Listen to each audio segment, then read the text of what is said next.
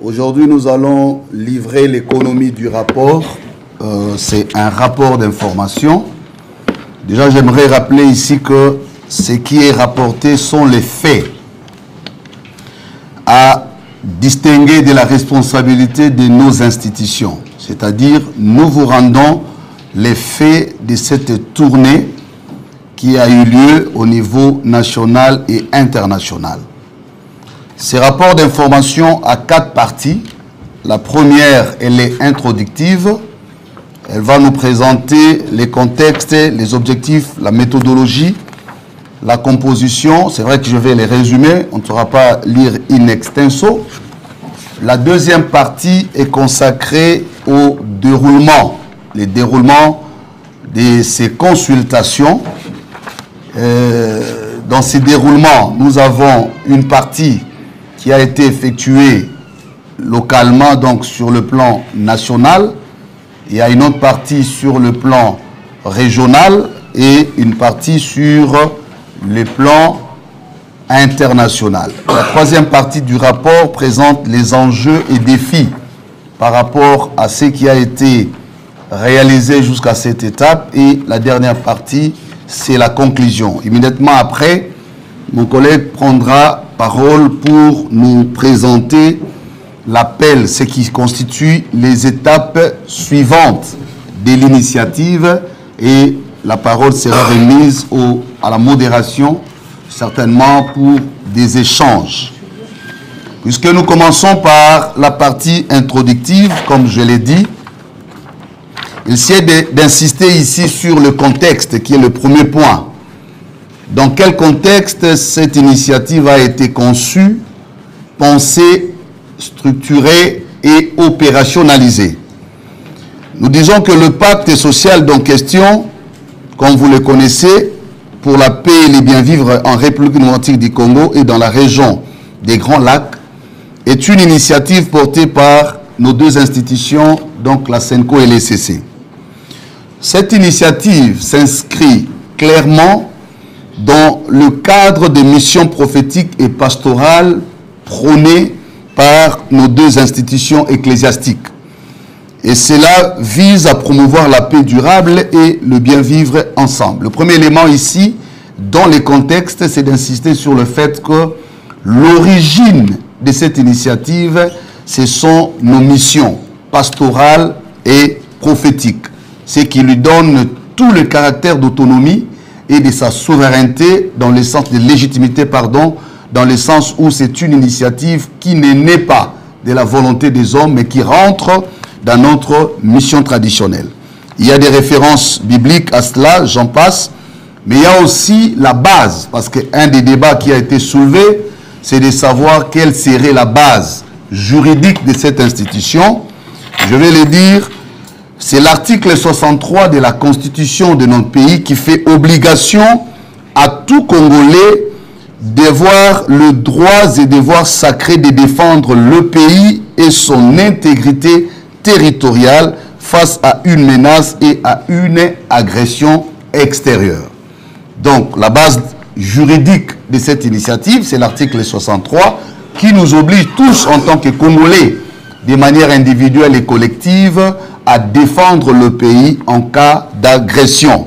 Mais il y a aussi une autre base juridique, c'est la résolution 2773 du Conseil de sécurité des Nations Unies, qui constitue la deuxième base juridique dans le mécanisme international pour dire nous n'avons pas seulement fait recours à la constitution du pays, mais aussi et surtout à la résolution 2773 du Conseil de sécurité. Et donc, ceci dit, il est très clair que l'initiative vise à préserver l'ordre constitutionnel qui est en vigueur, mais aussi en se référant au mécanisme international, notamment la résolution 2773. Cette initiative s'est conçu à partir des expériences du passé. Nous avons procédé à une lecture qui part des années 60 jusqu'à aujourd'hui. Donc, vous avez suivi par moments les débats à un certain niveau dans l'opinion où les gens disaient l'initiative est conçue pour telle ou telle motivation. Nous vous expliquons aujourd'hui pour dire l'approche qui a été utilisée, c'est que d'un côté, nous reculons les années de notre histoire ou du passé commun pour tirer des expériences, mais en même temps, nous projetons dans une perspective jusqu'en 2060 pour dire que deviendrait les Congo jusqu'en 2060. Alors, à la lumière de toutes ces expériences, le pacte veut se concrétiser dans une approche mixte. C'est-à-dire, je reviendrai à la méthodologie. Quels sont les objectifs de cette initiative? L'initiative a 3 objectifs majeurs, à court, moyen et long terme. À court terme, l'objectif se fixe pour objectif de contribuer à mettre fin définitivement aux causes profondes internes. Donc ici, nous visons les causes profondes internes afin de préserver la cohésion nationale et l'intégrité territoriale, tout en garantissant de manière durable la non-répétition des cycles récurrents des conflits armés et celle de l'instabilité des systèmes politiques, socio-économiques, juridiques et judiciaires de notre pays. Donc, à court terme, comme vous le voyez, l'objectif vise à mettre fin aux hostilités, à la guerre, pour qu'on retrouve la paix, unifier le pays, pacifier le pays, mais aller plus loin à donner une cohésion nationale et préserver l'intégration. À moyen terme, l'objectif est de contribuer aux efforts diplomatiques régionaux, de trouver des solutions aux causes profondes en promouvant l'organisation d'une conférence régionale qui sera bien entendu internationale sur le bien vivre ensemble dans la région des Grands Lacs. Et ce sous les auspices de l'Union africaine et d'autres organisations internationales. Donc cette démarche vise à établir les fondements d'une coopération régionale véritable et conforme aux principes internationaux, assurant ainsi la stabilité durable dans la région. À moyen terme, comme je l'ai dit, c'est justement contribuer à la consolidation et au vivre ensemble. Et à long terme, c'est voir comment lancer les actions du vivre ensemble à la base. Il y a un projet ambitieux qui est en train d'être élaboré sur l'éducation à la paix. Et parce que nous concevons la paix pas seulement comme une construction des attentes entre politiques au niveau du sommet, mais nous estimons que la véritable paix durable se construit de la base au sommet. Et voilà pourquoi nous y pensons. La méthodologie, je l'ai dit, elle est mixte. Il y a une approche purement réflexive et une approche pragmatique. Au niveau réflexif, c'est cela aussi la valeur ajoutée de l'initiative. Nous mettons en place tout un raisonnement, tout un système de pensée qui, justement, va donner la place aux scientifiques. Nous y reviendrons, et c'est pourquoi il y a un appel aux scientifiques, pour dire, nous ne réfléchissons pas la paix à partir des agendas des individus. Nous ne concevons pas la paix à partir des frustrations des acteurs politiques. Mais la paix ici, telle que voulue dans cette initiative, par des réflexions objectives des scientifiques qui vont identifier les thématiques en lien avec les causes profondes. Parce que si nous disons qu'il y a des causes profondes, il faudrait les identifier. Et si nous les identifions, nous les résolvons à partir d'une approche rationnelle et objective. C'est là que nous mettons à contribution l'intelligentsia congolaise, c'est-à-dire le cerveau collectif, pour qu'enfin on donne un éclairage aux avis politiques qui souvent débouchent sur des ambitions et des agendas individuels. La composition, ça je peux m'en passer, ce sont les 2 institutions qui ont piloté jusqu'à cette étape, cette initiative. La deuxième étape, les déroulements. Le déroulement de ces consultations, nous l'avons commencé au niveau national. Au niveau national, nous avons eu 3 caractéristiques, je dirais même 4. Nous avons eu d'abord les institutions du pays, commençant par la première institution, le président de la République, chef de l'État. Après lui, nous avons vu les 2 présidents de 2 chambres du Parlement, la basse et la haute.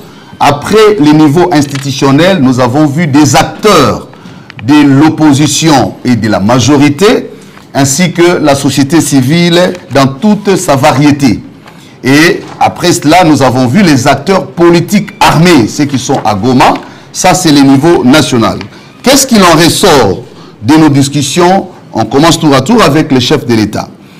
Lorsque nous avons vu le chef de l'État dans ces discussions, nous sommes le 3 février 2025, les représentants de ces deux églises, en tout cas à leur demande, pour dire cette audience a été sollicitée par nous, en vue de présenter et proposer l'initiative du pacte social au chef de l'État.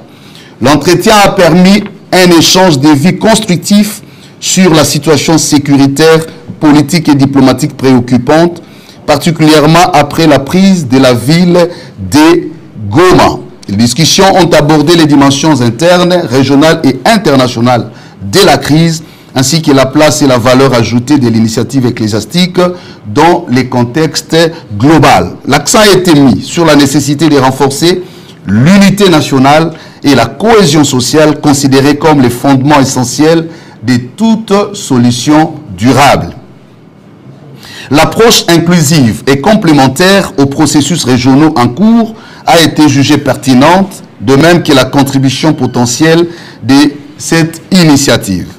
À l'issue de cette rencontre avec le chef de l'État qui avait accordé une attention soutenue à la présentation des deux églises, avait apprécié l'initiative jusqu'à la qualifier de louable et nécessaire au regard du contexte qui est le nôtre. Je rappelle ici, nous l'avons vu le 3 février, figurez-vous, c'est après la chute de la ville de Goma, Goma qui est tombée le 26 janvier, et donc vous voyez dans quel état nous étions. Le 15 décembre, il y a eu échec de la rencontre entre le président Kagame et le président Tshisekedi à Luanda, et donc c'est tous les contours du contexte qui a fait que l'initiative, à juste titre, soit appréciée.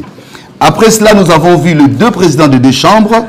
À leur tour, ils ont apprécié l'initiative en formulant quelques recommandations. Mais les résumés de ces deux entretiens, tour à tour, tournaient également sur la nécessité de consolider la cohésion nationale. Nous pouvons ici tirer comme conclusion de ces échanges avec les niveaux institutionnels l'intérêt que nous avons tous accordé de consolider la cohésion nationale et de préserver l'intégrité territoriale. Et logiquement, tous ces acteurs ont estimé que l'approche proposée par les églises pouvait mieux contribuer à l'atteinte de ces résultats. Au niveau des acteurs politiques, nous avons, comme je l'ai dit, consulté les acteurs de l'Union sacrée que nous n'avons pas voulu nommer ici, mais il y a des acteurs au niveau des chefs de partis politiques, au niveau des députés et des sénateurs, au niveau même des gouverneurs et des autres députés provinciaux qui ont été consultés pour le camp de la majorité. Avec eux, il ressort une sorte de cahier des charges. Dans toutes les discussions, ils ont formulé des recommandations, entre autres, le retrait de l'AFC M23 de Goma, de Bukavu et des autres zones contrôlées, ainsi que le démantèlement des administrations parallèles qui ont été mises en place par l'AFC M23. Deuxième élément qui ressortait de leur discussion, c'est qu'ils demandaient le respect du cessez-le-feu conformément à la résolution 2773 du Conseil de sécurité à laquelle je fais allusion, et surtout insister sur le retrait des forces qui vient en soutien au groupe M23. Et la dernière recommandation, c'est qu'ils ont insisté sur la condamnation publique et officielle de l'agression et de l'occupation du territoire national par les forces rwandaises, ainsi que le retrait total et sans condition des troupes de M23 sur le sol congolais. Voilà un peu le résumé des revendications qui ont été ressorties de tous ces entretiens, ces consultations avec le camp de la majorité au pouvoir. Quand nous arrivons chez les opposants, toujours dans la ville de Kinshasa, ici au niveau national, comme je l'ai dit, on a vu plusieurs courants de l'opposition, s'il faudrait, pour ne pas les citer, en tout cas, le principal figure de l'opposition que vous connaissez. À l'issue de ces discussions avec eux, eux aussi ont formulé des cahiers de charges la médiation, les CC-la-Senco, le travail que nous avons fait, c'est de faire les recoupements pour dégager le point de convergence de chaque groupe, pour dire des points qui s'est répétés dans leurs différentes revendications, comme nous l'avons fait avec le camp de la majorité. Alors, par ces recoupements, il y a les éléments qui ressortent des revendications de l'opposition non armée. Nous avons la faiblesse des processus électoraux.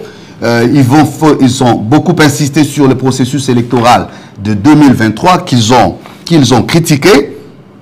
Deuxièmement, ils ont critiqué la gouvernance, la gouvernance du pays par rapport à l'environnement, avec tout ce qui va avec les questions de gestion, de corruption. Troisièmement, ils ont parlé du rôle de la justice qui traque les opposants, où beaucoup se trouvent aujourd'hui en exil. Quatrièmement, ils ont parlé de l'absence de consensus politique et rationnel dans plusieurs processus de réforme, on s'est compris la tentative de changer la Constitution. Rappelez-vous que les débats qui étaient en cette période-là, quand on consultait, c'était sur la Constitution. Et donc, beaucoup revenaient également sur ces débats-là de changer la Constitution. Il y a eu aussi le point en lien avec la signature de certains engagements et contrats avec le pays de manière bilatérale ou multilatérale. Et puis, on parlait des situations d'insécurité, pas seulement à l'Est, ils ont parlé de l'Ouest, ils ont parlé des tensions communautaires. Voilà un peu le résumé de ce qui se présente comme les revendications de l'opposition non armée. Au niveau de la société civile, nous avons également tour à tour consulté la société civile dans les thématiques gouvernance démocratique, élections, les femmes, les jeunes, les mouvements citoyens. Nous avons consulté les prix Nobel, parce que nous avons quand même l'honneur d'avoir un prix Nobel de la paix dans notre pays. Nous avons consulté les religieux, les autorités traditionnelles et même les mouvements syndicaux. Donc, c'est pour dire qu'il y a un échantillon important et représentatif qui a été consulté, tant ici à Kinshasa qu'en province et même au niveau extérieur. Qu'est-ce qui ressort de leur agenda harmonisé des revendications qu'on a reçues ça et là? Premièrement, la société civile insiste sur l'organisation des réformes juridiques et judiciaires pour renforcer l'indépendance de la justice. Deuxièmement, il demande l'organisation urgente des réformes électorales pour permettre d'élever l'option sur la CENI en vue de préserver les processus électoraux de 2028, donc les processus à venir. Ici, c'est l'avis des experts électoraux qui ont été consultés. Troisièmement, il y a renforcer le mécanisme de protection des défenseurs des droits de l'homme et ceux qui travaillent au niveau des opinions publiques. Renforcer le mécanisme participatif des femmes dans toutes les échelles de décision, de jeunes et des personnes vivant avec handicap, et ce, à tous les niveaux. Cinquièmement, c'est faire application du rôle des confessions religieuses dans l'organisation de notre pays. Ça, c'était l'avis des confessions religieuses consultées. Au niveau des chefs des autorités traditionnelles, et elles ont beaucoup insisté sur leur rôle, alors qu'il est clairement garanti par la Constitution. Renforcer les mécanismes juridiques, finaliser le processus de justice transitionnelle en RDC, valoriser la place et la contribution des scientifiques, ainsi que le rôle des mouvements et des jeunes. Arrivé à Goma, comme vous l'avez appris, 15 jours après la chute de cette ville, la délégation qui s'y est rendue a eu le temps de discuter profondément avec le mouvement. Ici, il s'est d'insister sur les motivations parce que ça fait l'objet d'un débat au niveau de l'opinion publique. Qu'est-ce qui a motivé la délégation à se rendre à Goma? Première raison, c'est qu'il fallait s'enquérir de la situation des droits de l'homme après les affrontements armés. Je pense que nous avons tous suivi ce qui ressortait ça et là en termes des rapports, des violations des droits de l'homme. Deuxièmement, il fallait aller négocier les couloirs, l'ouverture du couloir humanitaire, parce que tout était fermé et il y avait des cris de détresse. Je rappelle ici qu'à ces jours, nos institutions sont présentes dans ces zones occupées et faisons un monitoring hebdomadaire mensuel sur la situation des droits de l'homme et des questions humanitaires. Ici, il faut le dire, c'est près de 7 millions de déplacés aujourd'hui et donc il fallait voir ces questions. Troisièmement, comprendre les revendications de l'AFC M23 parce qu'au cours de nos discussions avec le chef de l'État, nous avions suggéré l'importance d'écouter séparément les M23, AFC M23 du Rwanda. Donc il fallait séparer les deux agendas parce que nous avons estimé que cette approche allait être plus efficace. Si nous voulons avoir un dialogue national inclusif et efficace, il était intéressant, c'est cela notre avis jusqu'à aujourd'hui, de séparer l'agenda Goma de l'agenda Kigali. Exprimer, ça c'est la quatrième raison, les refus des deux églises à toute intention de balkaniser le pays. C'était pour nous l'occasion d'aller apporter ces messages directement à la source. Et la dernière intention, c'était d'aller partager le pacte social comme proposition de sortie de crise. À l'issue des discussions de plus de 4 heures du temps avec le mouvement M23, nous avons recueilli de leur part une sorte de cahier des charges qui ressort le 5 ou 6 points importants. Le premier point, ils disent, s'ils ont pris les armes, et c'est pourquoi ils exigent une voix attentive des autorités, c'est parce qu'il y a absence de l'État dans certaines zones du pays et cela favorise l'émergence des groupes armés et fait croître l'insécurité dans ces zones. Deuxièmement, ils sont revenus sur la question électorale de 2023 pour dire qu'il y a eu ce chaos électoral qui met aujourd'hui en débat ou remet en question la légitimité de l'institution. C'est leur avis. Troisièmement, ils ont parlé des questions de gouvernance en insistant sur tout ce qui est détournement, corruption. Quatrièmement, ils ont parlé des questions de justice qu'ils appelaient ou qui qualifient la traque des opposants et des autres voix, et surtout cette affaire de mettre à prix la tête de certains individus, ils y sont revenus, et la tentative de changer la Constitution. Ils disent, ils agissaient sur fond de l'article 64 pour préserver l'ordre constitutionnel, et la dernière question, c'est la question identitaire et la reconnaissance de leurs recommandations ou revendications qualifiées d'existentielles. Ils clôturaient leur présentation en disant leur combat était un combat existentiel. Ils mettent cette lutte pour exister parce que de part et d'autre, ils sont comme des apatrides, ils sont comme une communauté ignorée et donc ils recourent à ces forces. Ce sont les avis qu'ils ont donnés. Donc là, nous clôturons l'étape nationale comme je l'ai présenté, Kinshasa jusqu'à Goma, avec les acteurs non armés et armés. La deuxième étape a été l'étape régionale. Là, la délégation a tour à tour rencontré différents chefs d'État. Je ne sais pas rentrer dans le détail des entretiens avec les chefs d'État, mais ici, je voudrais juste rappeler en passant que nous avons vu successivement le président du Rwanda, le président du Kenya, le président du Congo-Brazzaville, le président de l'Ouganda, le président de l'Angola. Chaque président nous a accordé des audiences allant de 3 heures et plus, ça dépendait du contexte, mais ce qui converge ici, après les discussions avec ces chefs d'État, c'est le fait d'apprécier d'abord l'initiative des religieux. Ils ont dit, en tout cas, chacun sait qu'il les concerne, le mérite qu'il fallait accorder à cette initiative du fait qu'elle a non seulement eu l'idée de réfléchir au-delà des frontières, comme je l'ai dit, l'approche est à la fois sur le plan national et régional. Tous ces chefs d'État ont dit, vous avez compris, non seulement les conséquences de la crise, mais aussi les causes profondes extérieures à la crise. Donc, ne pas intégrer la responsabilité, l'implication des acteurs extérieurs, notamment des acteurs clés de pays concernés. À la région, nous avons l'Ouganda, le Rwanda et le Burundi, serait une fausse manœuvre pour la solution. Donc, ils ont apprécié l'initiative parce que son approche est nationale et régionale.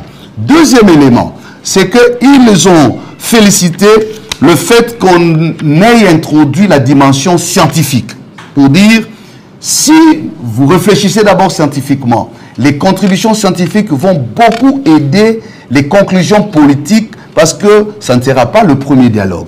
La question, c'est pourquoi tous les dialogues débouchent sur la même solution et ne maintiennent pas le principe de non-répétition des conflits. Chaque saison, chaque période, et d'ailleurs, c'est ce que disait le président Félix Tshisekedi à la première audience, il dit on peut trouver des solutions. Mais si nous n'arrivons pas à arrêter les cycles infernal des crises, nous ne serons pas en train de trouver des bonnes solutions. Donc c'est dans cette dynamique que beaucoup de chefs d'État ont abordé la question, et j'ai pu vous avouer ici, et vous l'avez constaté, simplement dans la manière d'être reçu. Au niveau international, après avoir discuté avec tous ces chefs d'État, chacun avec son agenda, chacun a donné ses préoccupations, nous sommes allés en France. Pourquoi en France? Je rappelle que quand nous avons vu le président Lorenzo, c'est à double titre. À la fois comme le président de l'Angola qui a présidé le processus de Luanda, mais aussi comme le président de l'Union africaine qui est en exercice. Donc c'est pour dire qu'on n'a pas seulement vu le chef d'État, mais aussi le responsable des organisations internationales ou régionales, notamment le président ou... Kenya, c'est qui? Non. Ruto. Le président Ruto du Kenya, nous l'avons vu, pas seulement comme président du Kenya, mais aussi comme le président de l'EAC, qui est en exercice et qui a conduit un processus important. Et le président Lorenzo de l'Angola, c'était aussi à ces doubles titres. Nous avions manqué le rendez-vous avec le président du Zimbabwe qui préside à la SADC, simplement parce qu'il y a eu son agenda qui était difficile et il y avait des questions liées à la santé et tout le reste. Donc voilà, l'idée c'est qu'on a vu aussi les organisations régionales. La France, à la fois comme pays, mais aussi comme pays permanent du Conseil de sécurité qu'on appelle le P5. C'est à ce titre que nous sommes allés en France au niveau international et vous avez vu par la suite que la France, par les billets de son délégué au Conseil de sécurité, a porté plus haut la proposition des deux églises au niveau du Conseil de sécurité. Nous avons vu également en Belgique le vice-premier ministre et ministre des Affaires étrangères avec qui nous avons aussi discuté et qui a, par la même occasion, porté publiquement le soutien, apporté son soutien à l'initiative. Après l'étape Europe, nous sommes allés en Amérique. Nous avons eu des discussions au niveau du département d'État américain, du Congrès, notamment la Commission des Affaires étrangères, et nous avons fini au niveau des Nations Unies où nous avons rencontré le secrétaire général des Nations Unies. Toutes les discussions à ces niveaux ont convergé dans la même direction. Ce que nous pouvons ici conclure au niveau de ces étapes, c'est que nous avons réussi à faire comprendre à l'opinion nationale et internationale la nécessité d'inclure le dialogue national dans le processus de paix en cours. L'idée n'était pas de se substituer à un processus régional ou à se confronter.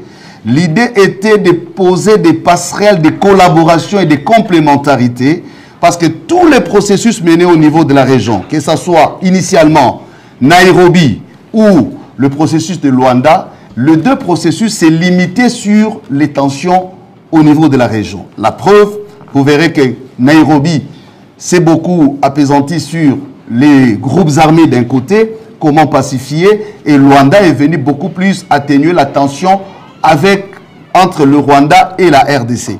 Il y a eu ce qu'il y a eu. Aujourd'hui, nous saluons l'accord qui a été signé parce que, peut-être on y reviendra, il est venu en fait concrétiser un pas important par rapport à ces efforts au niveau de la région. Mais nous, l'idée c'était qu'on dise, écoutez, les conflits certainement partent de la région ou est alimenté au niveau de la région, mais il y a des interactions avec la situation interne. Dans les revendications que nous avons reçues, que ce soit des groupes armés ou des acteurs non armés, il y a beaucoup de liens intrinsèques en termes de revendications. L'idée, c'est de dire, pourquoi chercher des solutions dans une approche fragmentée? On va chercher la solution avec un groupe d'un côté, et puis on va chercher avec un autre de l'autre côté. Notre proposition, c'est de dire, il serait important de mettre dans une approche holistique par des acteurs multiples une dynamique qui pourra contribuer à trouver des solutions tant au niveau national que régionale. Et c'est ce qui a été fait. L'attention aujourd'hui, vous avez compris que jusqu'au niveau international, on parle positivement de cette initiative. Et donc, j'ai conclu pour dire les enjeux qui nous restent aujourd'hui, et c'est que nous avons constaté à l'issue de ces consultations, c'est le fait que le pacte ou cette initiative n'est pas bien comprise. Il y a un défi de communication, nous l'avons avoué. On n'a pas peut-être beaucoup communiqué, peut-être c'est là où vous nous aiderez en tant que professionnels. Et nous voulons insister que cette initiative n'a pas vocation de créer la polémique. C'est une initiative pastorale et prophétique. Les objectifs sont clairs. Elle n'est pas là pour faire concurrence à d'autres initiatives. C'est une contribution des églises. Encore que nous insistons être les faiseurs de paix. Nous voulons nous exhorter parce que c'est les défis qu'il y a là. Nous avons l'impression qu'à chaque fois que nous communiquons ou les autres communiquent, on veut prendre des bouts de phrases, des accidents de langage pour dénaturaliser et même mettre en péril une initiative qui aujourd'hui s'avère comme voie royale des solutions à notre pays. L'appel ici de père spirituel, c'est de nous interpeller tous à un engagement collectif pour comprendre que l'enjeu aujourd'hui, ce ne sont pas les individus. L'enjeu, ce n'est pas laisser la Senco. L'enjeu, c'est que nous sommes face à une crise politique, diplomatique et sécuritaire. Pour résoudre cette affaire, il nous faut une vue assez globale et avoir un engagement collectif. J'ai dit et je vous remercie.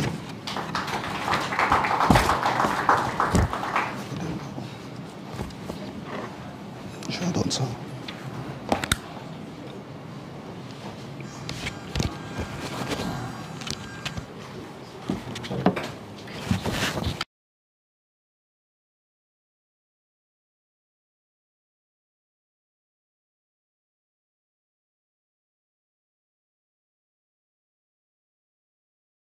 Merci beaucoup.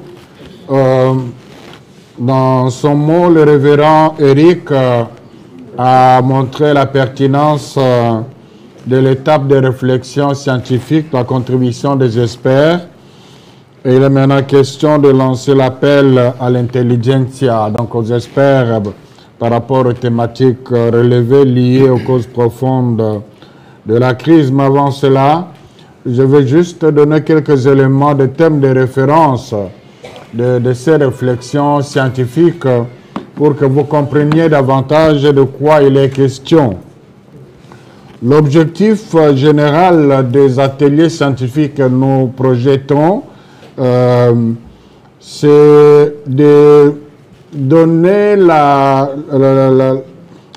contribution, d'offrir la contribution de sacrifices, plutôt des scientifiques, des experts, qui pourront servir de boussole stratégique pour la transformation intégrale de la République démocratique du Congo. Donc les scientifiques proposeraient aux autorités publiques, communautaires, les acteurs du développement, un cadre de gouvernance par rapport aux thématiques relevées qui pourrait guider ceux-là dans leur ministère social. Donc il ne s'agit pas d'imposer à l'État ce qu'il doit faire, d'imposer à qui que ce soit ce qu'il doit faire, mais c'est un cadre stratégique. Et l'avantage, c'est que ça pourra inspirer tous les politiciens, les acteurs politiques, quelle que soit la philosophie politique. Vous savez, ceux qui sont dans les entreprises, ils savent l'importance du plan stratégique dans une organisation. Mais ce plan stratégique s'élabore facilement s'il y a déjà un cadre stratégique. C'est à cela que nous voulons arriver par rapport à la gouvernance du pays. Donc, ça ne va pas déranger la gouvernance, mais bien au contraire. Juste un exemple. Si vous êtes vraiment des journalistes professionnels, vous devriez être intéressé du contenu des programmes des partis politiques lors des campagnes électorales. À quoi nous assistons? Généralement, ça devient des attaques des opposants plutôt que de proposer à la nation un programme costaud, voilà si je suis élu, voilà dans le détail. Alors ça devient maintenant de promesses. Donc là, les scientifiques contribueraient avec leur lumière pour que nos partis politiques puissent s'en inspirer, avoir des programmes d'action solides et bénéfiques pour le pays. Et donc là, c'est l'objectif général. Les objectifs spécifiques, c'est aussi dans la même perspective, dans chaque secteur. On pourrait déjà, comme l'a dit le révérend Eric, donc les réflexions sont orientées pour arriver à proposer ce que pourrait être la RDC dans les meilleures conditions jusqu'en 2060. Donc, ça concernera aussi ceux qui viendraient après le pouvoir actuel. Donc là, je veux bien insister parce qu'il y a eu manipulation de l'idée. Ce n'est pas pour celui qui vient après le président Félix, à moins qu'on dise qu'il va vivre jusqu'en 2060. Là, je concède. Alors, pour cela, le secrétariat technique a proposé des commissions thématiques, mais alors ça c'est sous réserve des amendements des parties prenantes, parce que la facilitation, la médiation ne doit pas imposer aux parties prenantes. Bien sûr, c'est une initiative des deux églises, mais nous voulons proposer ces thématiques qui pourraient éventuellement être enrichies et amendées par les parties prenantes. C'est très important. Il s'agit de la commission Défense nationale et sécurité régionale, commission politique institutionnelle et diplomatique, commission cohésion nationale et bonne entente intercommunautaire, commission justice et paix, commission vivre ensemble transfrontalier. Donc, c'est à titre indicatif, au fait, les scientifiques qui vont réfléchir pourront aussi amener leur input pour améliorer davantage. Le profil des experts à titre sommaire cherché dans l'élaboration pour ce forum scientifique doit posséder des compétences sectorielles tant avérées qu'adaptées aux enjeux stratégiques opérationnels. Voici les principaux profils recherchés. Spécialiste en civisme et éthique de la gouvernance, spécialiste en planification stratégique, vous aurez le contenu dans le texte, expert sectoriel, c'est-à-dire éducation, santé, sécurité, intégrité territoriale, infrastructure de base, télécommunications, nouvelles technologies, etc. Économiste et analyste financier, spécialiste en développement durable, consultant en gestion de projet,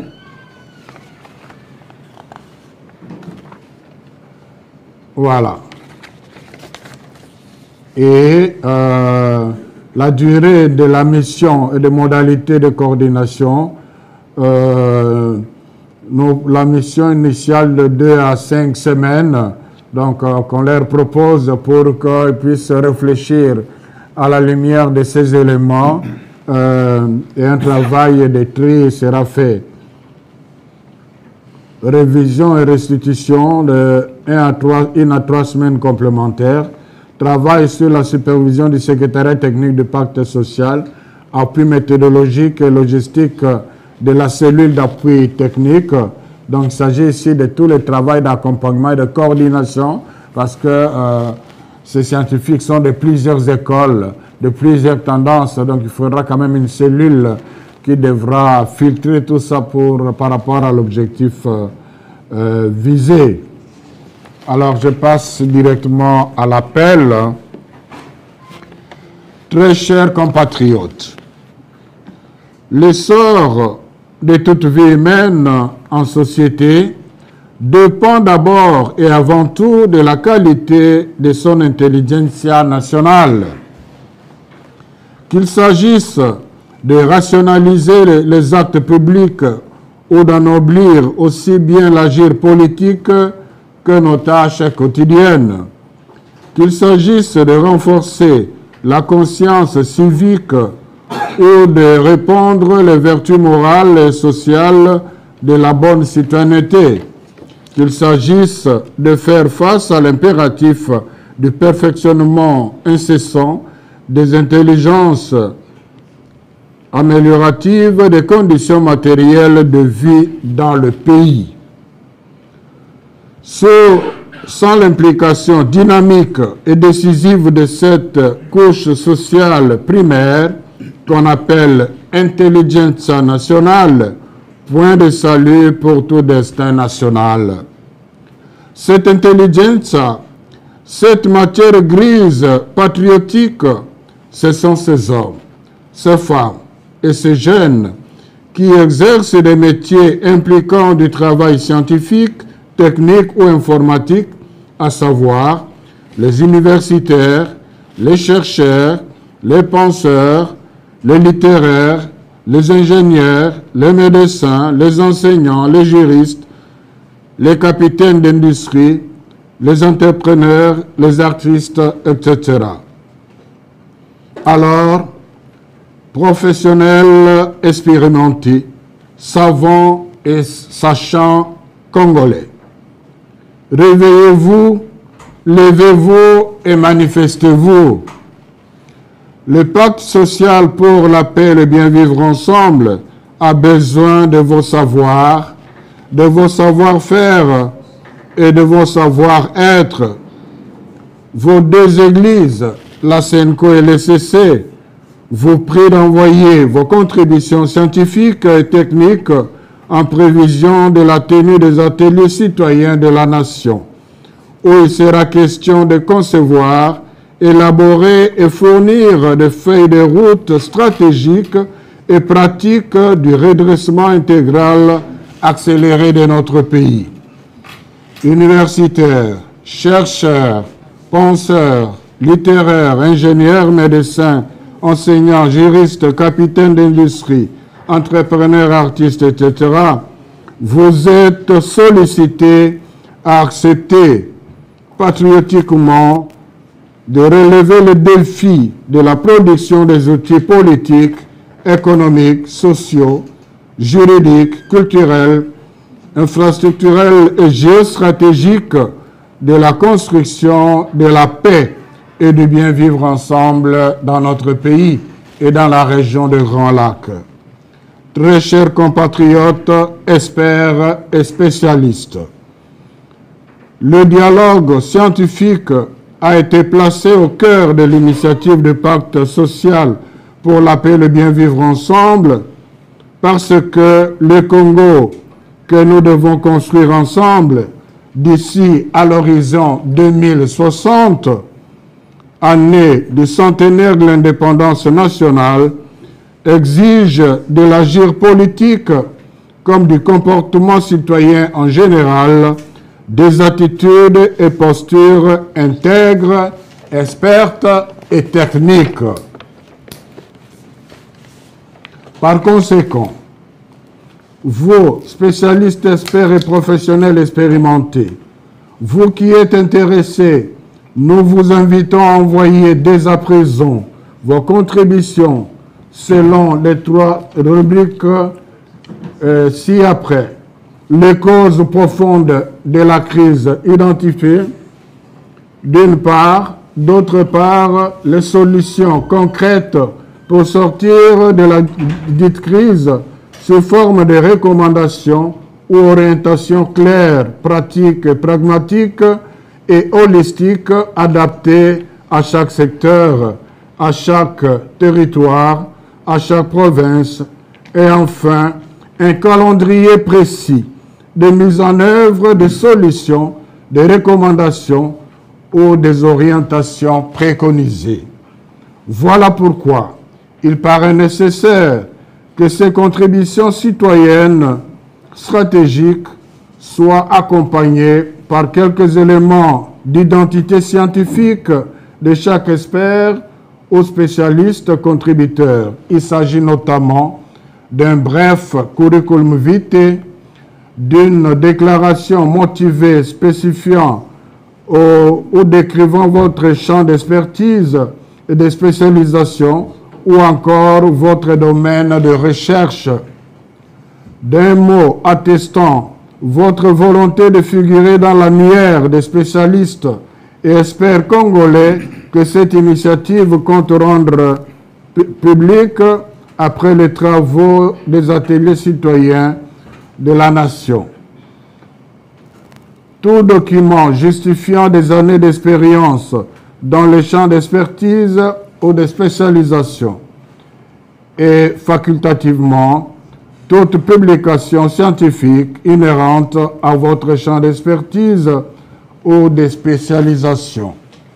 Chers compatriotes, experts spécialistes au pays comme à l'étranger, au travers de cette étape de renaissance intellectuelle nationale de l'initiative Pacte social, la Conférence épiscopale nationale du Congo et l'Église du Christ au Congo demandent à l'Éternel de donner à chacun et à chacune de vous la force d'offrir à notre nation si meurtrie un moment de valorisation des savoirs, des sachants et des savants de notre patrie, la République démocratique du Congo.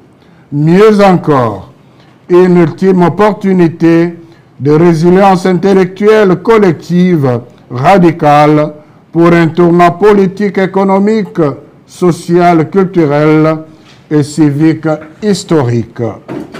Experts et spécialistes, professionnels, entrepreneurs expérimentés, universitaires et chercheurs, penseurs, ingénieurs, travaillons tous et toutes méthodiquement et résolument au salut du Congo, notre patrie. Envoyez patriotiquement vos contributions, inscrivez-vous, contactez-nous. Et ensemble, donnons à notre pays un pacte social pour notre paix et le bien vivre ensemble congolais. Je vous remercie.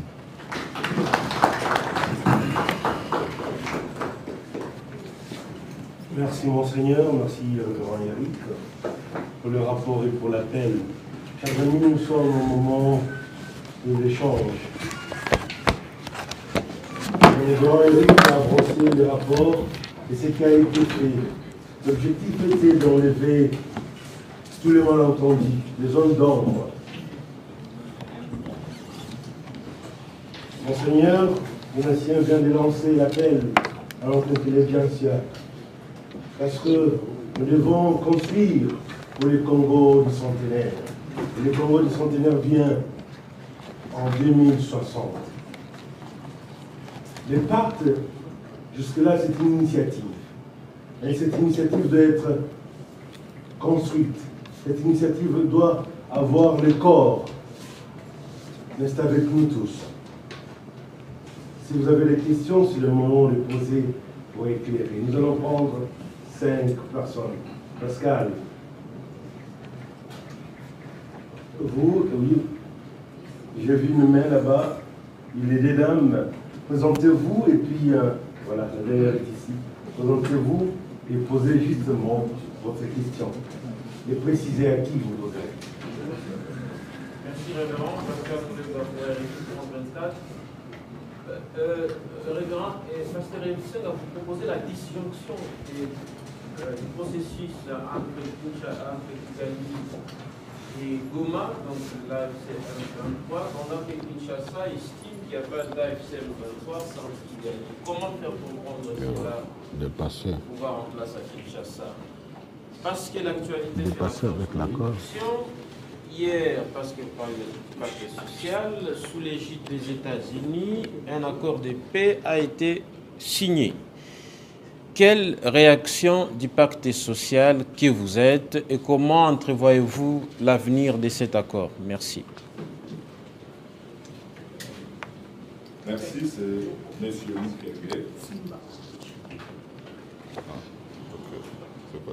Donc je parle au nom de la jeunesse que vous venez de mentionner, et cette jeunesse que vous avez eu à recevoir dans la grande salle là au-dessus. Mais malheureusement, puisque ce jour-là, vous vous rappelez, pendant les échanges, il avait été ressorti qu'il faudrait que nous puissions avoir un entretien entre les responsables du pacte et exclusivement avec la jeunesse, puisque de toutes les façons, tout ce qui s'est fait au nom et pour le compte de cette majorité silencieuse qui est victime de tout ce qui s'est fait. Mais jusqu'à présent, ce rendez-vous n'avait pas eu lieu et pourtant nous avions fait notre part de pouvoir contacter le pacte. Et aujourd'hui, le constat est que, vous venez de le dire même, sur le plan populaire, le pacte n'est pas non seulement connu et mal compris. Et maintenant, nous pensons que la faute revient donc du fait que vous n'avez pas pu répondre à ce besoin. Et maintenant, ce que nous voudrions peut-être dire, c'était d'insister sur le fait de la participation de la nouvelle génération dans tout ce qui se fait dans notre pays. Puisque le cas, ce n'est pas tout simplement par rapport au pacte, mais nous insistons aussi sur ce qui se fait à Washington, à Doha et à Luanda. Le problème, c'est que l'élite, et d'ailleurs, qui est le responsable de tout ce qui nous arrive, vous faites des choses sans pour autant associer les concernés. Et après, les conséquences, c'est nous qui le payons. Et là, c'est une encore recommandation que nous voudrions faire, c'est de ne pas laisser cette grande majorité de la population, qu'on appelle abusivement tout simplement jeune, mais pourtant, elle est maintenant mature, et il faudrait qu'elle soit associée, qu'elle soit préparée, puisque vous parlez de 2060, vous avez bien insinué, même vous-même, je ne sais pas si vous serez là, mais il faudrait que vous puissiez vous assurer que ce que vous laissez, il y a ceux qui comprennent et qui vont mettre ça en pratique. Et donc j'insiste sur cela, puisque ça s'est fait avec le pacte, et moi je pense qu'il n'est pas encore tard, on peut corriger, pour que vous puissiez réellement associer. Puisque vous avez parlé des revendications des jeunes, moi je me demande, vous avez eu ça où? Mais ce qui s'est fait, c'est que la plupart des gens, on se rencontre, on dit oui, les jeunes veulent ceci. C'est bien beau de le dire, mais c'est mieux si vous nous associez, on se met, on donne au-delà de ça, mais aussi non seulement donner des idées, mais que les jeunes soient aussi partie prenante de tout ce qui s'est fait. Non seulement venir parler au nom des jeunes, les associer dans les idées, les associer dans le rapport, mais qu'ils soient partie prenante et que le résultat du pacte, que le résultat de la gouvernance puisse réellement aussi associer cette jeunesse. Et moi, je crois que ça sera une solution, et la solution à long terme, comme vous êtes en train de le vouloir. J'ai dit merci. Madame Enfant, s'il vous plaît, posez la question, et si vous avez une recommandation, faites ça. Je suis Madame Déborah de Biwan. Ma question, en fait, les évêques ont rencontré les acteurs sociopolitiques qui leur ont certainement fait des recommandations qu'ils ont remis au chef de l'État. Alors, selon vous, qu'est-ce que le chef de l'État devrait prioriser pour la mise en œuvre de ce pacte? Oui, madame.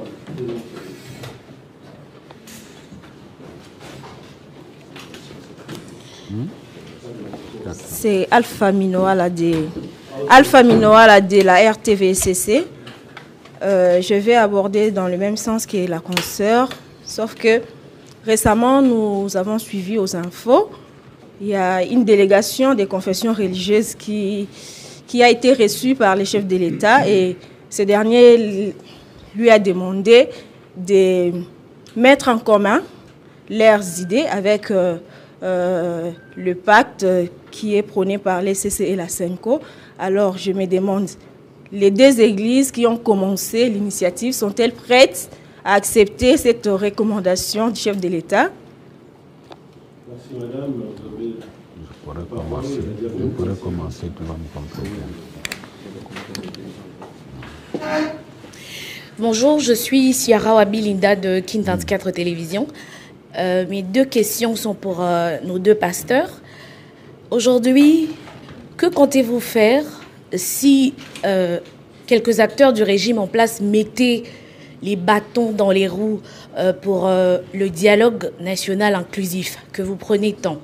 La deuxième question, c'est: vous avez consulté presque tout le monde, les chefs d'État, les acteurs de la société civile, mais l'ancien président de la République, Joseph Kabila, séjourne dans la partie orientale, plus précisément à Bukavu.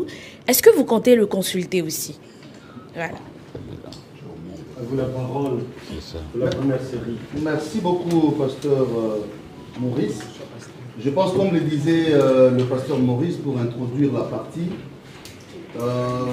nous devons vraiment, c'est cela l'effort auquel nous voulons tous nous livrer, comprendre les enjeux. Ça, je l'ai dit d'ordre général.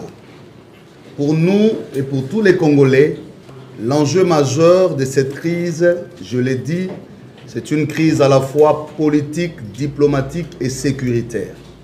Et que tout ce que nous sommes en train de faire, que ce soit cette initiative ou d'autres, nous devons rester dans le même intérêt.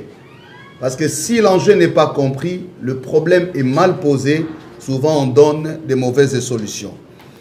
Que comprendre de l'approche mixte de séparer l'agenda de Kigali de celui de Goma ou du M23, et vous avez mentionné l'accord. Je pense, en tout cas l'initiative pense, nous pensons aujourd'hui qu'avec la signature de l'accord qui est intervenu hier, comme vous l'avez dit, les choses deviennent beaucoup plus claires en termes d'évolution.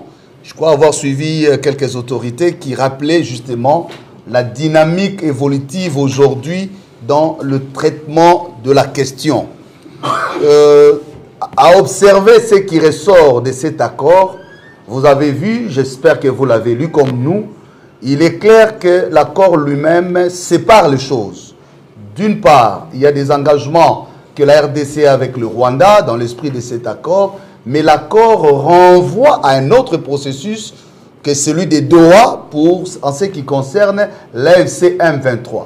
Nous sommes les plus heureux, c'est pourquoi nous avons dit, nous saluons à juste titre cet accord qui vient aider à structurer un peu le cadre et à donner des couloirs. Ce n'est pas encore une fin, mais c'est un bon début si les choses sont exploitées. Je ne fais pas un jugement des valeurs sur l'accord, ce n'est pas mon intention, mais j'ai dit, je prends juste cet aspect pour dire, c'est beaucoup plus clair aujourd'hui, ça suppose que même le gouvernement a évolué dans sa lecture des choses. Si nous sommes dans le contexte de janvier et on voit ce qui se passe aujourd'hui, effectivement, il y a une évolution à encourager du reste. Donc pour nous, c'est comme ça que nous avons vu. Et cela est efficace, nous l'avions dit au chef de l'État. Ça nous permet de ressortir justement les revendications de chaque entité, de voir qu'est-ce qui est convergent à leur niveau, qu'est-ce qui est divergent, jusqu'où vont les intérêts des uns et des autres. Ça nous permet de créer les couloirs, ce sont des mécanismes de négociation,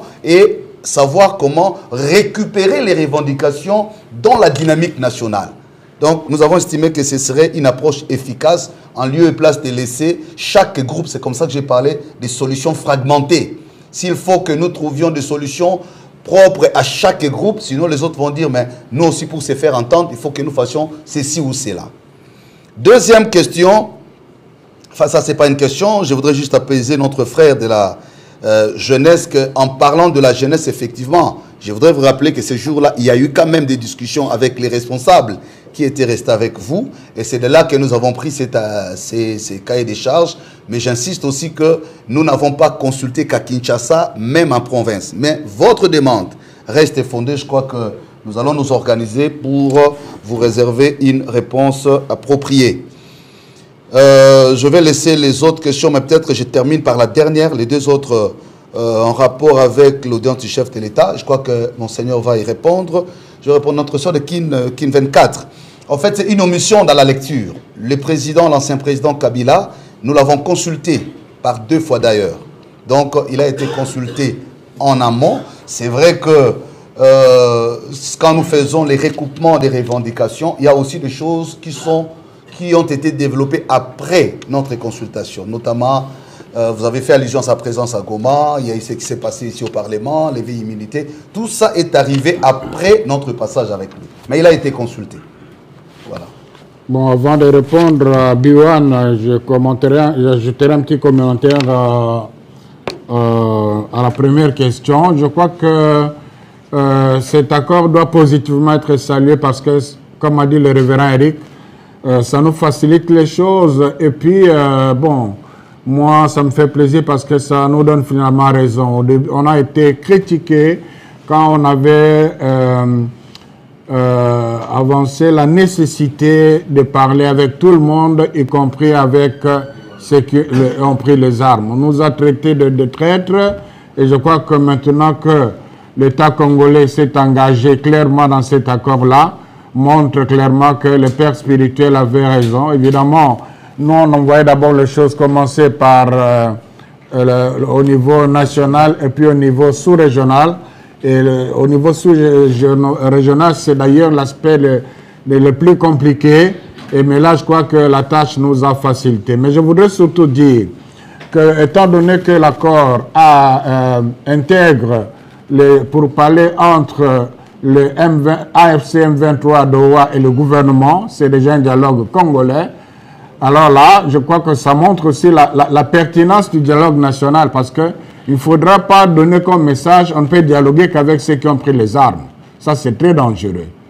Et je suis content que les choses évoluent justement dans le sens qu'il faudrait suivre pour arriver à une paix durable. Pour la jeunesse, la réponse que le révérend Eric a donnée vaut, mais on n'a pas complètement oublié les jeunes.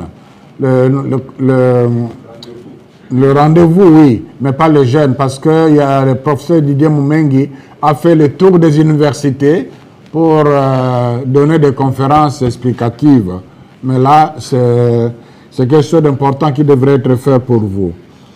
Alors, qu'est-ce que le chef de l'État devrait faire? Je crois que cette question souligne le rôle du chef de l'État, étant donné que notre dynamique est dans la perspective du respect de l'ordre constitutionnel. C'est lui le président de la République, il est là dans son mandat. S'il ne dit pas oui, rien ne se fera. Alors, ce que nous sommes en train de faire maintenant, et on a commencé par dialoguer avec vous, lui, maintenant nous continuons à dialoguer avec ses services, c'est de lui faire voir la pertinence des détails de ce que nous proposons. Évidemment, là, il faut faire la différence entre chef de l'État comme institution et l'Union sacrée comme partie prenante. L'Union sacrée comme partie prenante aura les mêmes droits que l'opposition comme partie prenante. Mais l'institution chef de l'État a ses prérogatives qu'il faut lui reconnaître à ce stade ici. Et nous sommes en train, justement, vous avez suivi là, il nous a confié une équipe de travail. On continue à réfléchir. Étant des hommes de Dieu, nous continuons à prier et nous comptons beaucoup sur les grâces des neuvaines qui ont été faites dans toutes nos paroisses à cette intention.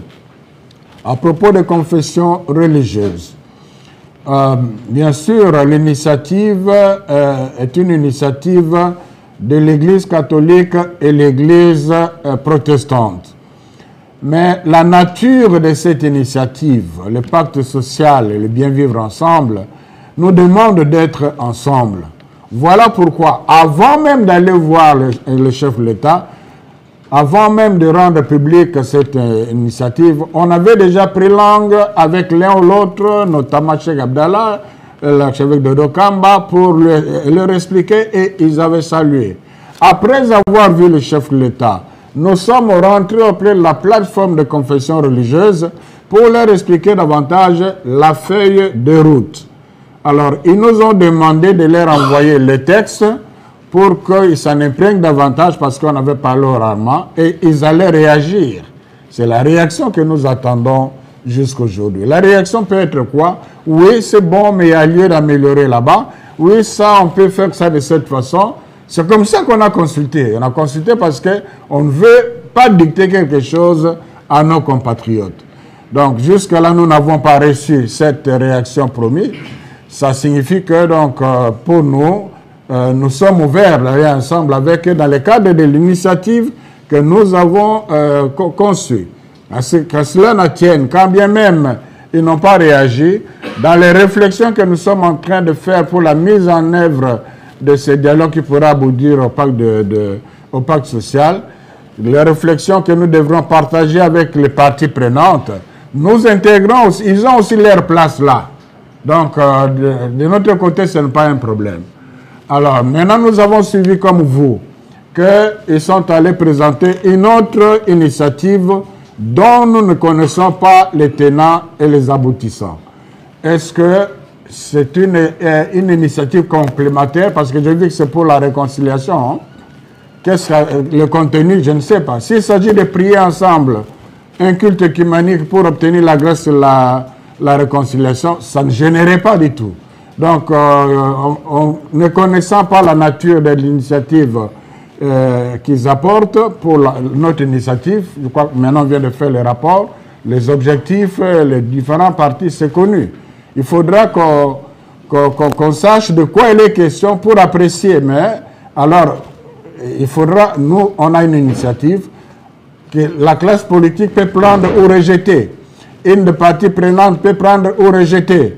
Mais si on nous amène une autre initiative ou une symbiose qui ne cadre plus à notre initiative, là, il faudra, et il faut le retenir, ça c'est très important, il ne s'agit pas de l'initiative de quelques individus, il s'agit des institutions. Donc s'il faudrait un jour quitter cette initiative, il faudra que du côté catholique, tous les évêques se réunissent pour voir si cette initiative sera acceptable ou pas, de la même façon du côté des protestants, leur synode. Donc nous sommes dans le cadre de notre initiative et les autres confessions ont leur place prévue. Merci. Merci beaucoup pour la deuxième série. Nous commençons ici. Deux personnes, troisième, quatrième et cinquième. Je suis Clément Mwamba pour le compte des actualités.cd. J'aimerais savoir, ma première préoccupation, celle de savoir, après votre rencontre avec les chefs de l'État, on aurait appris que le chef de l'État s'est montré favorable à l'initiative, mais il est contre la participation de certains leaders de l'opposition, notamment Joseph Kabila, Moïse Katumbi. Est-ce que vous pouvez affirmer cette version des faits-là? Et deuxième préoccupation, à quand les débuts des travaux avec l'équipe de la présidence telle que recommandée par le chef de l'État lors de la dernière rencontre? Et les travaux vont durer combien de temps? Merci. Merci beaucoup. Ange Allo qui pour le compte de sasastudio.net, après consultation et également après rencontre avec le chef de l'État, vous en tant que confession religieuse, quels sont les éléments concrets que vous trouvez essentiels pour la résolution de cette crise? Merci.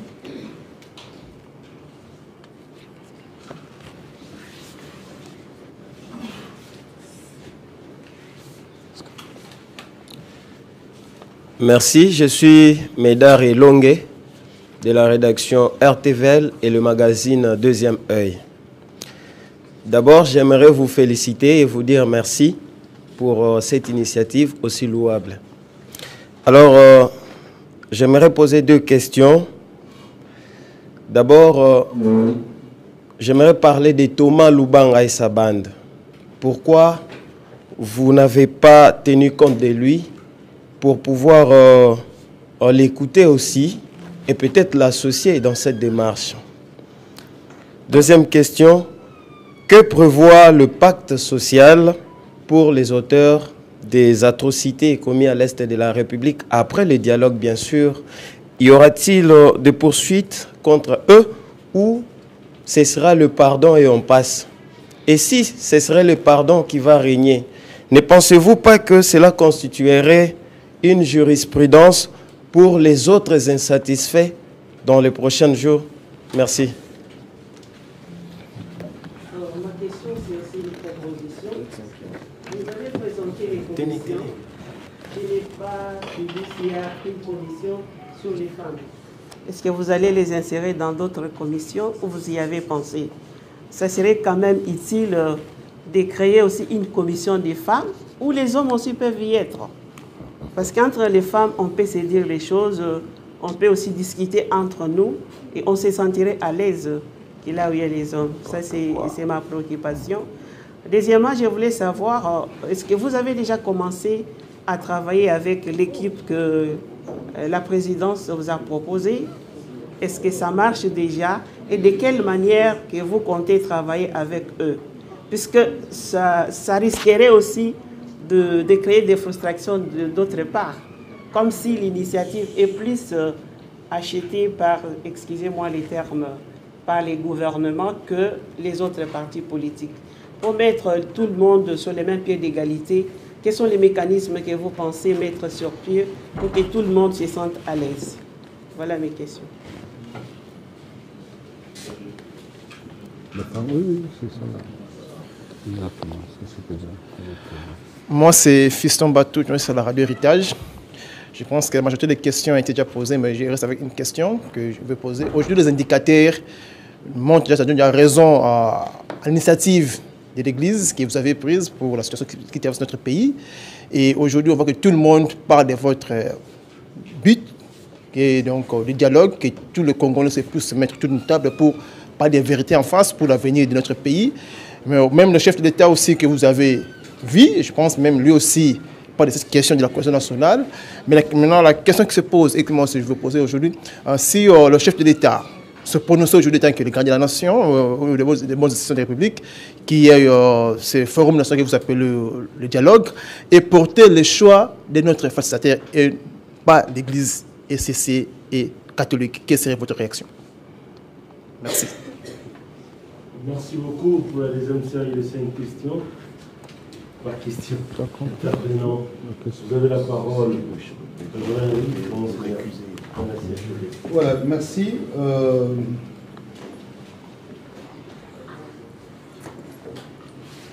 Pour que je me rassure, la question de l'actualité, vous avez dit l'avis du chef de l'État contre les autres. Le chef de l'État a salué l'initiative. Oui. Et nous a encouragé, mais il a refusé la participation des... Ah oui, des autres personnalités. Voilà. Exact. Je sens que la question est un peu transversale. À ce stade, nous voulons noter avec vous. Aujourd'hui, nous avons fait le rapport d'information de la première phase. C'est un devoir de redevabilité. Et ceci pour permettre à l'opinion publique de comprendre la pertinence, les forces, les difficultés, les enjeux. C'est ça qu'on doit d'abord retenir. C'est ça l'actualité. Maintenant, à cela, il y a une autre phase qui est en cours. C'est qu'on peut considérer les étapes suivantes de l'initiative. Et cette phase a été lancée à partir de l'audience nous accordée par le chef de l'État. Parce qu'il y avait 2 points. À la fois, lui présenter ses rapports avant de les rendre publics. C'est par respect à l'institution président. Avant de commencer, nous avions commencé par lui. Et on ne pouvait pas passer à une autre étape sans faire la même chose. Maintenant, pour le deuxième point, nous devons noter que les discussions sont en cours. Ici, on ne peut pas dévoiler déjà les éléments des discussions parce qu'un processus de paix est toujours complexe, pertinent et parfois long. Vous voyez ceux qui sont à Doha, ça fait combien de temps ils sont là? Donc on ne peut pas considérer les postures des négociations comme forcément bonne ou mauvaise foi. Donc ici, je voudrais vraiment que nous soyons apaisés. Ce n'est pas encore le moment de faire des jugements des valeurs sur un avis donné parce que nous nous en tenons à ce qui est officiel. Vous ne nous avez pas entendus au sortir de l'audience dire que le chef de l'État a accepté les uns et a refusé les autres. Vous n'avez pas non plus entendu la présidence de la République relayer cela. Ça, c'est le bruit, enfin, j'appelle ça comme ça, mais c'est ça les réseaux sociaux. Or, nous ne sommes pas là pour commenter les réseaux sociaux. Nous commentons la position de nos institutions et ce qui est vraiment officiel. Donc, considérez cela. Tant que ça ne ressort pas de nous, il ne nous revient pas de les commenter. Le plus important, c'est de nous en tenir à ce qui est officiel.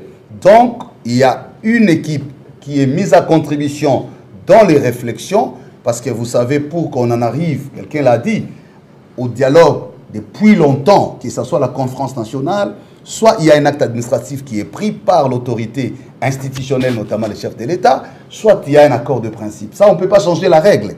Comme ça que les collègues disaient ici, il faut faire la nuance entre le président de la République qui est une institution et la majorité qui est une famille politique. Ici, nous parlons du chef de l'État. Avec tout respect, on ne peut pas dévoiler, n'est-ce pas? Si lui-même ne le fait pas, auquel cas ce serait son porte-parole ou alors son directeur de cabinet qui le rendrait public. Nous savons que nous lui avons parlé, il a accordé un intérêt soutenu à notre rapport. On a discuté comme nous discuterons et nous discutons, je prends déjà la deuxième partie de la question, avec les autres parties prenantes. Donc la discussion reste la règle d'or. Donc il a tout le droit de donner ses avis, ses commentaires et même ses critiques. C'est comme ça que le travail va dans sa maturité. Chaque étape, nous contribuons, nous récupérons les avis pour renforcer le travail. Voilà un peu ça, c'est d'ordre général. Pour tous ceux qui ont ce genre de préoccupations, nous ne pouvons pas ici commenter tout ce qui relève des discussions internes avec l'institution ou le travail qui est en cours avec la commission de la présidence. Les débuts des travaux, c'est déjà fait. On a déjà commencé depuis, immédiatement après l'audience, on a déjà commencé les travaux, les discussions avec l'équipe de la présidence. Après la rencontre avec le chef de l'État, les éléments... Oui. Juste un commentaire, il a dit, on a déjà une expérience de dialogue politique. Quand le président Kabila avait confié à la Senko la médiation, on était pratiquement à cette étape ici, où il fallait mettre les choses en musique. Il faudra mettre d'accord les uns les autres sur les principes éventuels. Le président Kabila a reçu les évêques, c'était le 28 octobre 2016, mais on a commencé qu'en décembre. Pendant ce temps-là, on faisait des va-et-vient entre la présidence et l'IMET. Très bien. Alors, les éléments essentiels, je pense qu'aujourd'hui, ce qui est plus important à cette étape, j'attire encore une fois notre attention, maintenant que nous discutons, nous parlons de ces sujets, nous ne devons pas perdre de vue qu'il y a un accord qui vient d'être signé. C'est un élément important qui jouera dans la construction de notre argumentaire collectif. Il faut prendre cela en compte parce que beaucoup de questions soulevées ont déjà des réponses et ça c'est encore un autre débat. Mais en même temps, nous pensons qu'au-delà de tout, notre lecture, aujourd'hui, il faut vraiment la volonté politique de tous les acteurs. Parce que quand vous écoutez les postures des négociations, nous qui sommes un peu dans ce travail depuis des années, on sait que ça commence comme ça.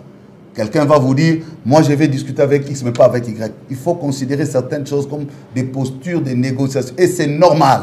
C'est des droits. Le travail justement du médiateur, c'est de voir comment concilier les vues, dégager une feuille de route qui sera consensuellement raisonnable et acceptable. Et à partir de là, les choses vont se mettre en musique.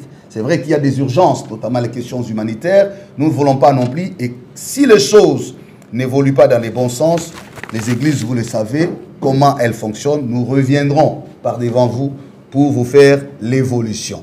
Ce n'est pas encore le moment. Nous restons optimistes, positifs. Nous sommes des hommes d'espérance. Nous prions, nous conseillons, nous écoutons parce que tout le monde veut la paix. Aujourd'hui, personne contredit ces schémas du dialogue national. C'est clair dans nos esprits. Tout le monde aujourd'hui parle de dialogue national. Maintenant, comment y arriver? Ça, c'est encore une autre paire de manches. Thomas Lubanga, nous l'avons rencontré. Peut-être qu'on n'a pas donné des détails parmi les acteurs rencontrés. Nous l'avons rencontré à Kampala, en TB. Avant qu'il prenne les armes. Voilà, avant qu'il ne lance son ISA. Mais il nous avait déjà fait part. Il a même donné son cahier des charges. Et nous avons, le père spirituel lui avait demandé d'attendre, mais il y a une autre dynamique, peut-être ce n'est pas encore le moment. C'est cela aussi l'intérêt pour nous d'insister sur le fait qu'il faut considérer tous les acteurs. C'est ça l'essence de votre question qui est pertinente. Parce que par moments, on a l'impression de singulariser la responsabilité des acteurs. Alors que nous qui sommes arrivés sur terrain, vous parlez de Thomas Lubanga, mais on parle de moins en moins de Wazalendo. On parle de moins en moins des autres groupes armés. C'est pourquoi l'essence du dialogue national, c'est prendre en compte toutes ces dimensions internes et qu'on trouve une solution qui va nous aider à arrêter ce cycle infernal des conflits. le pacte prévoit quoi? En question des crimes, je voudrais insister ici, comme Monseigneur l'a dit, les modérateurs là aussi souligné, le pacte n'existe pas encore. Voilà. Le pacte est une initiative. Donc, nous n'avons pas de posture préalable pour dire, avant même les dialogues, voilà ce que serait la conclusion. Non, non, non, non. Notre rôle, c'est que nous avons pensé offrir un cadre réflexif et politique pour que le fils et les filles réfléchissent, mais nous estimons s'arrêter seulement sur la question de paix, gouvernement d'union nationale, on n'aura pas résolu le problème profondément. Qu'on aille au-delà de ces considérations pour trouver ce que nous appelons pacte social. Le reste, je laisse à Monseigneur, il va répondre. Merci. À la CRME, que soit rassuré que les femmes ne sont pas oubliées. Dans toutes les thématiques, il y aura des femmes. Même l'appel qui est lancé ici à l'intelligence, ce n'est pas lancé seulement pour des hommes. Il n'y a pas de problème propre aux femmes et de problème propre aux hommes dans ce cadre ici. À moins que vous disiez que les femmes ont une responsabilité spéciale dans la crise actuelle, alors là, bon, on pourra mettre une commission sur la responsabilité des femmes. Mais je crois que les femmes ont leur place partout. Et quoi faire si le chef de l'État ou une partie prenante refuse, qui accepte le dialogue, mais pas avec la SENCO et l'ECC? C'est tout à fait normal, c'est leur droit. Nous, on ne peut pas, les églises ne s'imposent pas. L'objectif, c'est le dialogue. Alors, le dialogue qui réunit toutes les parties prenantes. Mais si, en dehors de nous, ils trouvent une autre médiation nationale qui met d'accord toutes les parties prenantes, qu'est-ce que nous allons faire? On n'est pas des chômeurs quand même. On n'est pas des chômeurs. Et aussi, ne perdez pas de vue que nous sommes dans notre posture pastorale. Pour que ça ait lieu, il faut qu'on se mette d'accord, qu'ils nous acceptent et que ce que nous proposent corresponde aussi à notre mission. Ce n'est pas aussi impossible que les églises disent que non. À ce stade, nous nous retirons.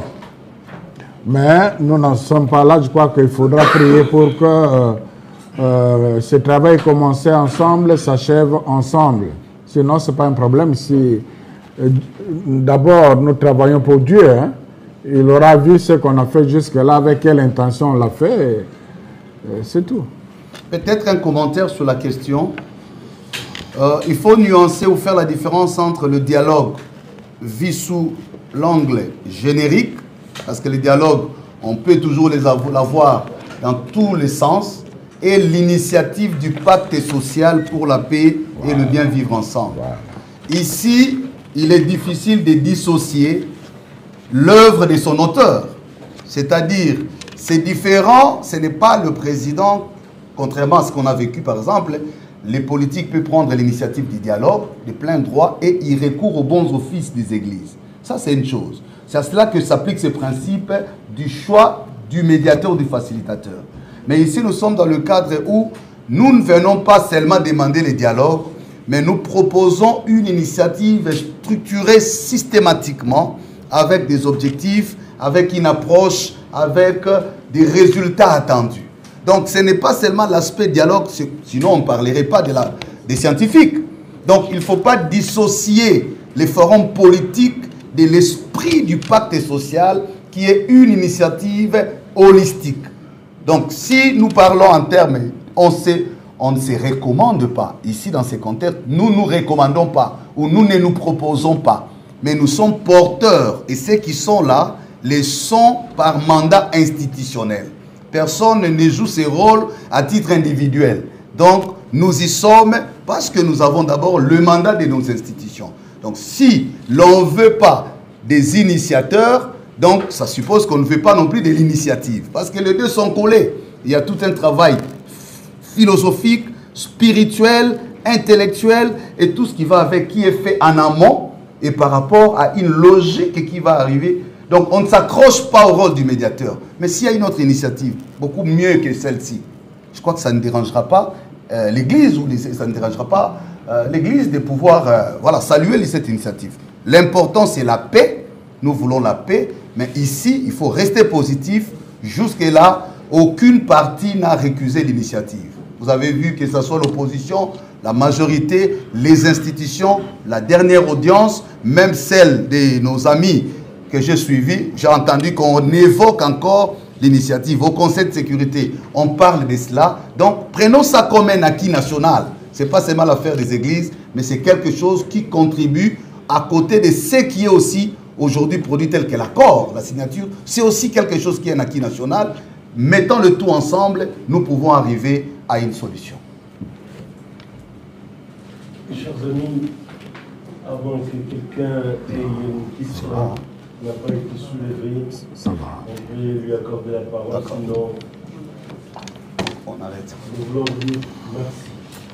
Merci pour avoir dérangé votre week-end et venir échanger avec nous. Nous remercions aussi les orateurs pour le rapport et pour l'appel. Et avec Georges pour la prière. Nous sommes à la fin, mais notre compagnonnage continue. Que Dieu vous bénisse et allez dans la paix du Seigneur.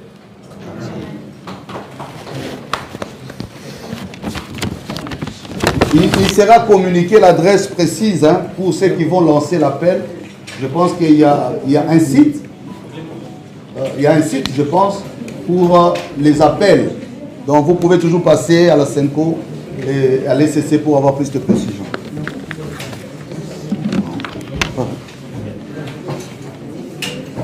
Est-ce qu'on a pris ?